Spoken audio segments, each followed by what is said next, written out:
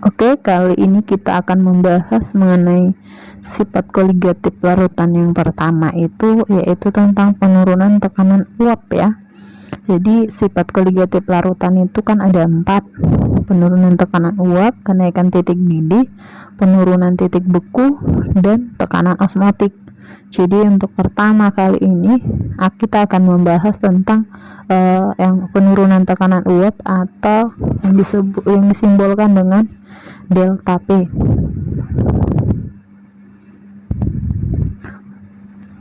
Nah, penurunan tekanan uap ini ada, bisa kamu lihat gambarnya, bahwa keadaan awal jika pelarut murni dimasukkan ke dalam suatu tempat tertutup, maka akan terjadi perpindahan partikel dari fase cair menjadi fase gas, dan demikian dengan sebaliknya, yaitu dari fase gas ke fase cair. Jadi pada saat tertentu fase cair yang tadi menguap itu akan sama dengan pada fase cair yang mengembun ya. Ini di ruangan tertutup. Jadi disitulah disebut dalam keadaan setimbang ya.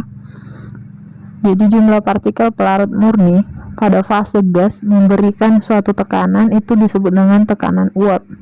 Nah, pada saat misalnya zat cair itu, pelarut itu kita biarkan di ruangan itu, dia makin lama akan makin menguap semua. Kemudian pada keadaan tertentu akan kembali lagi uapnya itu mengembun gitu dia ya. Jadi itu pada keadaan setimbang namanya. Nah di sini dalam beberapa waktu jumlah partikel pelarut yang menguap itu akan sama dengan jumlah partikel yang mengembun. Nah itu yang disebut tadi keadaan setimbang yang sudah saya jelaskan. Jadi tekanan uap itu merupakan tekanan gas yang berada di atas zat cair dalam keadaan tertutup. Jadi saat gas dan zat cairnya itu berada dalam keadaan setimbang, itu dia tadi artinya dari tekanan uap. Jadi tekanan uap ini bisa juga makin bertambah jika suhu dinaikkan. Jadi kalau sehari-hari kan, kalau misalnya panas, kita merasakan suhu itu panas gitu kan, keadaan cuaca panas, nah tekanannya itu berarti bertambah gitu ya. Jadi tekanan uap itu makin bertambah jika suhunya dinaikkan atau suhunya tinggi gitu ya. Jadi pada keadaan setimbang ini, ingat nanti bahwa keadaan zat cair sama dengan zat gasnya. Nah kemudian ini gambar pertama diukur, ada pelarut murni, diukur tekanannya disimbolkan dengan P0. Kemudian pada gambar kedua, itu yang dimasukkan yang merah-merah itu zat terlarut. Nah zat terlarut, jadi dimasukkan zat terlarut, maka lihat diukur tekanannya disimbolkan dengan P. Nah makin kecil ya. Jadi ini fenomenanya yang terjadi bahwa P0 itu nilainya lebih besar daripada P, atau tekanan uap pelarut murni. Pelarut murni itu artinya tidak ada ditambahkan zat tertentu ya, adalah nilainya lebih besar dibanding dengan setelah ditambahkan zat terlarut tadi. Ini ya, yang merah-merah itu dia zat terlarutnya. Jadi dari gambar bisa kamu lihat bahwa tekanan uap larutan atau P lebih kecil dibanding dengan tekanan uap pelarut murni atau P0. Nah hal ini disebutlah dengan delta P atau penurunan tekanan uap. Nah, jadi penurunan tekanan uap itu karena adanya ditambahkan zat terlarut tadi, itu dia penurunan tekanan uap. Jadi kalau kita rumuskan dia bahwa penurunan itu disimbolkan dengan delta. Delta itu ingat nilainya mutlak. Kalau kalian belajar matematika yang disebut harga mutlak itu harus bernilai positif ya. Jadi ingat, yang besarnya kurangkan yang kecil. Yang besarnya yang mana? Yang P0-nya, yang masih pelarut murni dia.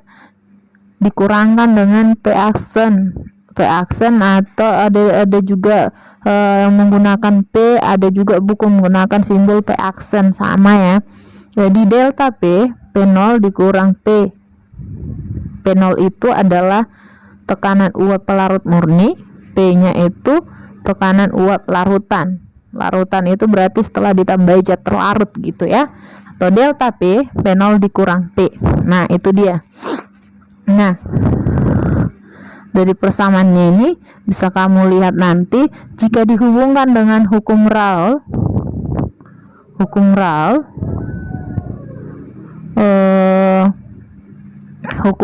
dari si tekanan uap itu, kalau dihubungkan nanti hukum Raoult itu, jadi hukum Raoult itu bunyinya tekanan uap jenuh larutan sama dengan fraksi mol pelarut dikalikan dengan tekanan uap jenuh pelarut murni.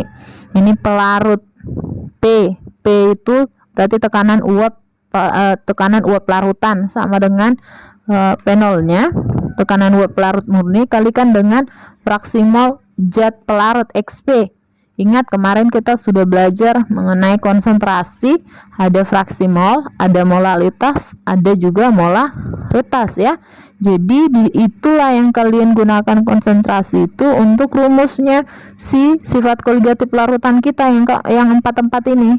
Jadi yang pertama sekali yang kita bahas itu mengenai fraksi mol, molalitas itu digunakan untuk keempat sifat koligatif larutan ini. Jadi untuk yang pertama yaitu penurunan tekanan uap ini kita menggunakan fraksi mol. Nah, jadi ini udah ada keterangannya bahwa P itu tekanan uap larutan, sedangkan P0 itu tekanan uap pelarut murni. Satuannya bisa atmosfer, bisa mmHg ya. Sedangkan XP itu fraksi mol pelarut. Ingat, fraksi mol pelarut. Kalau fraksi mol itu fraksi mol pelarut berarti mol pelarut itu bagikan nanti dengan mol total, kembali ke pertemuan kita yang pertama ya. Tapi kalau fraksi mol terlarut nanti rumusnya, maka mol terlarutnya itu yang di atas bagikan dengan mol total.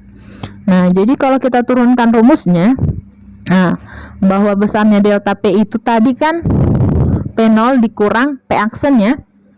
P0 dikurang P aksen atau P gitu ya. Delta P itu P0 dikurang P. Nah, P tadi kamu masukkan ini di persamaan pertama ini. Nah, delta P sama dengan P0 dikurang P0 kali X pelarut. Nah, dimasukkan dia rumusnya. Nah, kemudian P0 nya dikeluarkan dari kurung, bahwa delta P P0 dikali 1 kurang X pelarut. Nah, kemudian X pelarut ditambah X terlarut itu kan sama dengan 1, itu fraksi mol, kembali ke rumus fraksi mol yang kemarin ya. Fraksi mol pelarut ditambah fraksi mol terlarut nilainya kan sama dengan 1. Jadi kalau fraksi mol terlarut itu bisa digunakan 1 kurang fraksi mol pelarut. Nah, dimasukkanlah dia ke rumus itu kembali. Nah, dikembaliin ya.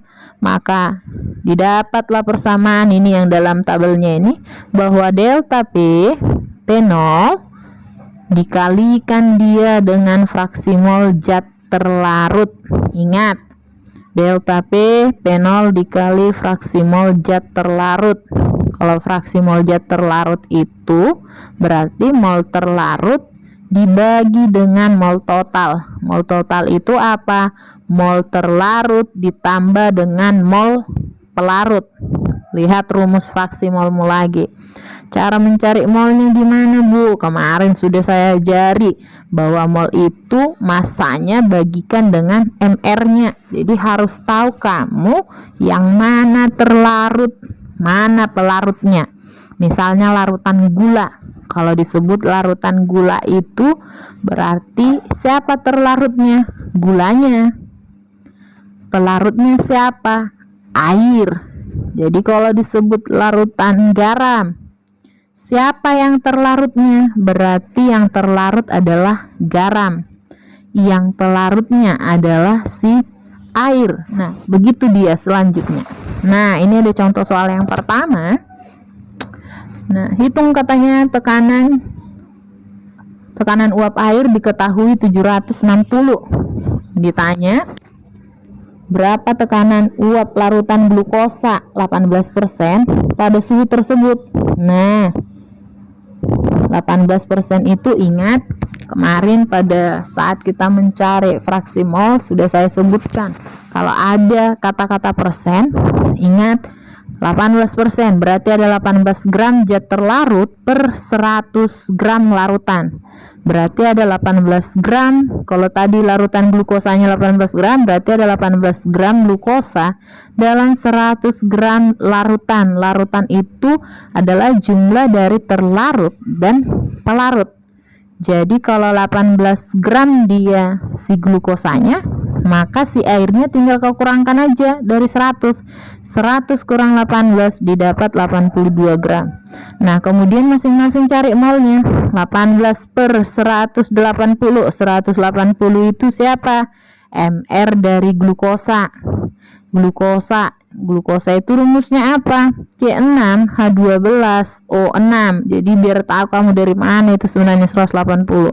Kalau kamu cari dia C6H12O6 itu didapat MR-nya 180. Maka mol glukosa 18 per 180 dapat 0,1 mol. Nah, mol airnya tadi kan masanya 82 gram. MR si air berapa? Air itu kan rumusnya H2O. Maka MR-nya adalah 18. Kalau kita bagikan 82 bagi 18 dapatlah 4,55. Jadi P sama dengan, masukkan ke persamaan, fraksi mol pelarut dikalikan dengan P0-nya. P0-nya tadi 760. Maka fraksi mol pelarut 4,55 per 4,55 ditambah 0,1 baru kemudian kalikan dengan 760, maka didapatlah nilainya 743. Nah ini contoh soal yang kedua. Nah 60 gram urea dalam 72 gram air, MR nya sudah ada masing-masing. Yang diminta hitung penurunan tekanan uapnya delta P-nya, kemudian hitung lagi tekanan uap larutannya P-nya atau sering disebut P aksennya. Nah 60 gram urea yang kita gunakan rumus P-nya, P sama dengan P0 dikali XP. XP itu fraksi mol pelarut ya. Cari dulu mol air per mol total. Massa air 72 gram per MR-nya 18 gram per mol. Kemudian massa mol air ditambah mol urea ya kan? 72 gram per 18. Kemudian 60 gram ureanya tadi per 60 MR urea. Kalau urea itu rumus kimianya apa? CO ya kelas 10 dulu udah ada tuh pada senyawa organik kita. CO NH2 2 kali itu urea. Jadi kalau kamu hitung MR-nya itu nilainya 60. Nah, setelah dapat mol dari si air, dapatlah dia 72 per 18. Dapatnya 4 ya, 4 ditambah 4 dibagi 4 tambah 1 berarti 4 dibagi 5 hasilnya 0,8. Kemudian masukkan ke persamaan yang paling atas bahwa P sama dengan P0. P0 nya berapa tadi? 22,5 kalikan dengan 0,8 fraksi mol dari si air, maka didapat nilainya 18. Inilah dia tekanan uap dari si larutan urea, lebih kecil dari si tekanan uap dari si air. Si air tadi 22,5. Kalau setelah ditambah urea sebesar 60 gram urea, maka hasilnya jadi 18 mmHg milimeter hidrogirum. Maka delta P-nya, delta P itu apa tadi? Penurunan tekanan uapnya. Tinggal kau selisihkan, yang besar kurangkan yang kecil. P0-nya kurangkan dengan P. P0-nya berapa? 22,5 kurangkan dengan 18, hasilnya iya 4,5 mmHg.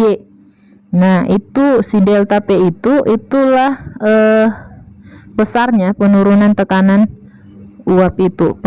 Kalau sudah ada kata penurunan berarti dia ada harga delta. Ya. Nah, nanti untuk selanjutnya kan ada kenaikan titik didih, ada penurunan titik beku. Jadi kalau sudah ada kata-kata kenaikan, penurunan, nah itu nanti harus ada kata tanda delta. Nah, itu dia tanda delta, dan jangan lupa delta itu harus bernilai positif atau bernilai mutlak. Maka harus kau ingat nanti konsepnya ini untuk selanjutnya, bahwa yang besar kurangkan yang kecil, karena dia kan harus positif gitu. Nah, itu dia. Jadi untuk penurunan tekanan uap ini bisa kamu bahas-bahas lagi contoh soal yang lainnya. Ini nanti boleh kamu catatkan. Kemudian nanti saya akan kasih latihan, ada 5 soal. Itu saya ambil dari buku paketmu juga, cuman dalam pilihan berganda.